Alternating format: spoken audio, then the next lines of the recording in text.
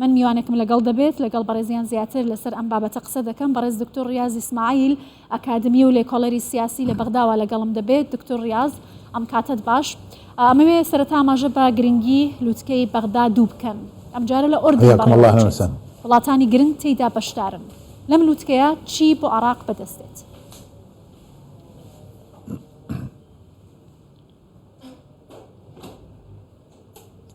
نعم، منذ حكومة الكاظمي ولغاية حكومة كاظمية وتاوكو استا عراق بوتا یاریزانێکی سەرەکی لە ناوەندی عەربی و لە ئەنجومەنی هاریکاری لە ڕووی ئاسایش و ئەمنی و سیاسیەوە و بێگومان ئەمەش هەوڵێکی باشە، بەڵام بێگومان چەند هەڵبەست و دابەزی سیاسیشی بەدوای خۆی داهێنا، بە تایبەتی ئەو کاریگەری هەرێمیانە هەیە و هەمووشی پەیوەندی هەیە بە پەیوەندیەکانی هەیە وڵاتان.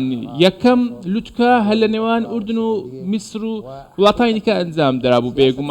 بێگومان سیاسەتی میحوەرەکان چەندین ڕەهەندی خۆی هەیە و کاریگەریشی هەیە لەسەر وڵاتانی دەوروبەر. هەندێک جار ئەم پەیوەندیانەش هەڵبەست و دابەزی بەخۆیەوە بینیوە و پچڕانیشی هەبووە. بێگومان هەندێک هەڵوێستی جیاوازیش هەبوون لە پەیوەندیەکان کە ئامادەن هەموو بەشداری ئەم لووتکانە بکەن و بە تایبەتی لە لووتکانی تایبەت بە وڵاتانی عێراق ناتوانین بە شێوەیەکی ڕوون بزانین هەڵوێستی عێراق چییە لە کێشەکان لە ناوچەکەدا، بە تایبەتی لە ڕوبەرووبوونەوەی تیرۆر و لە هەموو ئەو کێشانەی کەوا لە نێو عەرەب هەیە، بە تایبەتی ئەو هەموو ئەو پێشەڵکاریان کەوا ئێران بۆ باکوور ئەنجامی دابوو، هەموو ئەویان ئیدانە کراون و بێگومان ئەم پەیوەندیانەش لە ئاستی وڵاتانی عەرەبیدا بەرچاوە و دیارە. ئەم لووتکەیە بێگومان کاریگەری دووبارە گێرانەوەی ڕۆڵی عێراقە و لە ڕێگەی هاریکاریەوە لە ڕووی دارایی و ئاساییشەوە. بێگومان عێراق ئەزمونێکی باشی هەیە لە بەرامبەر تیرۆردا و توانیوێتی تا ئاستێک سەرکەوتوو بێت و بە هەمان کاتدا دەیەوێت ببێت بە یاریزانێکی باش لە ناوچەکەدا، بە تایبەتی لە بوارەکانی کارەبا و هەموو. باشە دکتۆر ریاض، ئەم لووتکەیە لە کاتێکدا بەڕێوە دەچێت کە لووتکەی یەکەم کە لە بەغدا بەڕێوە چوو بە ناوی لووتکەی وڵاتانی دراوسەی عێراق بە وڵاتانی عەرەبی ناوچەکەشەوە بەسترا. وڵاتانی دراوسەی عێراق تا چەندە سەروەری خاکی عێراقیان وەکو خۆی پێناسە کردووە؟ عێراق توانیوێتی سەروەری خاکەکەی بپارێزێت؟ دوو وڵاتی گرنگ وەکو تورکیا و ئێرانیش لەم لووتکەیەدا بەشدارن.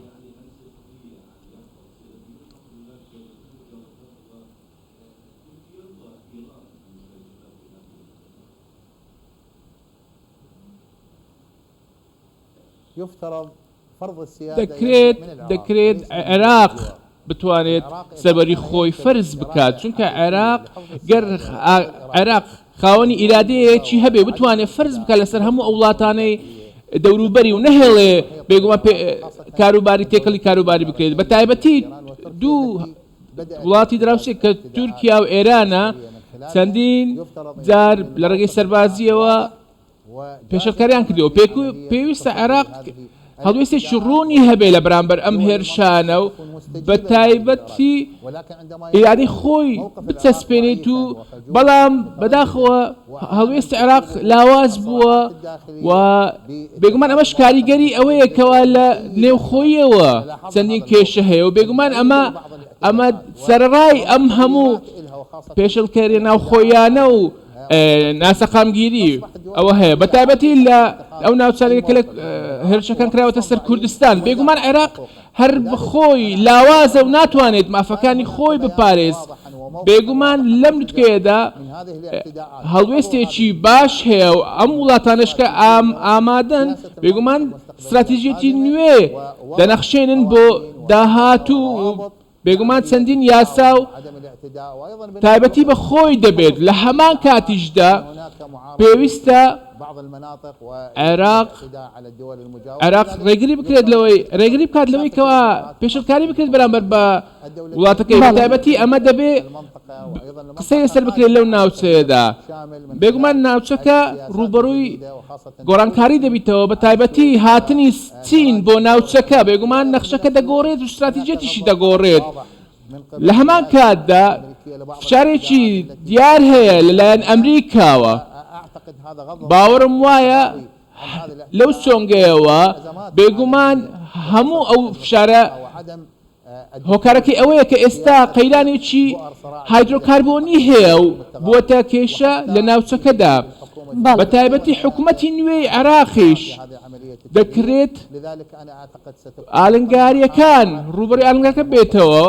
گەر بێت عێراق هەڵوێستێکی دیار و بوێرانەی هەبێت لە بەرامبەر هەموو ئەو پێشەڵکاریانەی کەوا لە دەرەوە بەرامبەر باشە پێتان وایە حکوومەتەکەی محەممەد شیع سوودانی کە وەکو ئاماژەتان پێکرد حکوومەتی نوێی عێراقا ئەتوانێت لەگەڵ وڵاتانی عەرەبی کەندا و ئەو هێزە بە عێراق ببەخشێت کە لە ماوەی ڕابردوودا لە ئەنجامی ئەو ناسەقامگیری و ململانێ سیاسی توندانە لە دەستی دابوو ئەو پێگەیە ئەتوانێت بۆی بگەڕێنێتەوە؟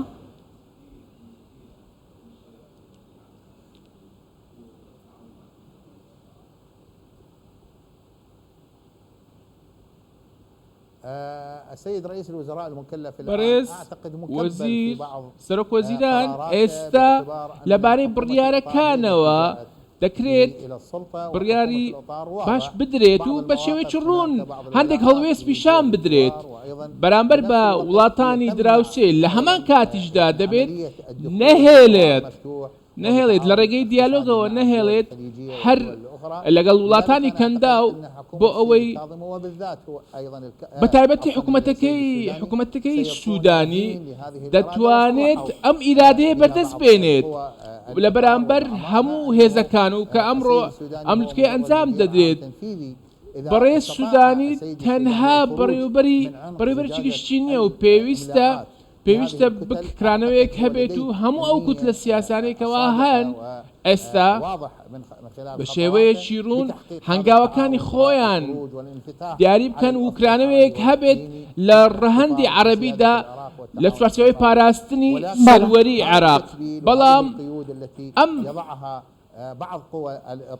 ئەم بۆچونانە هەندێک لە هێزەکان بێگومان هەندێک لە هێزەکان بۆ ئاراستەی سیاسی جیاواز دەبات کە لەلایەن دراوسێیەکانەوە بەتایبەتی بەڕێز سوودانی پێویستە ئەم توانایی هەبێت بۆ کرانەوەیەکی لەو جۆرە لە هەمان کاتدا هەموو ئەو کرانەوەیەکەوە ئێستا دەدرێت لەلایەن وڵاتانی دراوسێەوە وڵاتانی عەرەبیشەوە و بەتایبەتی ئەمریکاش بێگومان ئێستا دیارە کەوا کرانەوەیەکی دیار هەیە لە ڕووی هاریکاریەوە و دەکرێت عێراق لە کاریگەریەکان بێتە دەرەوە. دکتۆر ڕیاضی ئیسماعیل ئەکادمی لۆکاڵێری سیاسی لە بەغداوە لەگەڵ کوردستان 24 بووی سپاس.